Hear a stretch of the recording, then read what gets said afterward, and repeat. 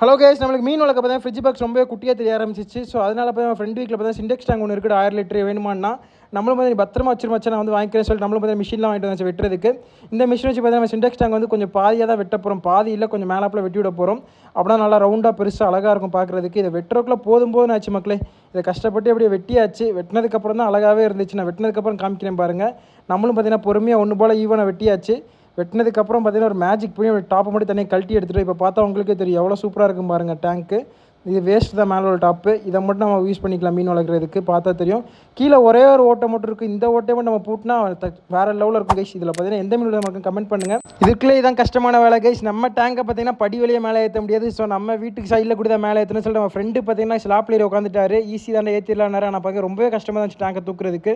1000 litre டேங்க்னு யோசிச்சு பாருங்கள் எவ்வளோ கஷ்டமாக இருக்குன்னு. தூக்கி வச்சதுக்கப்புறம் பார்த்தீங்கன்னா மேலே செங்கல்லாம் அடிக்காச்சு டேங்க் வைக்கிறதுக்கு.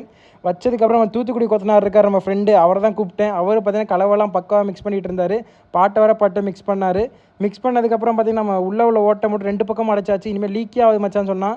பட் இருந்தாலும் பார்த்தீங்கன்னா என்ன ஆகுதும் பார்க்கலாம். நெக்ஸ்ட் டே வந்து பார்த்தீங்கன்னா ஒழுங்காக தண்ணியெலாம் ஊற்றி பார்க்கணும் என்ன லீக் ஆகுது இல்லைன்னு. ஓகே கைஸ், என்ன ஃபிஷ்லாம் கமெண்ட் பண்ணுங்கள். Bye bye, see you in the next video.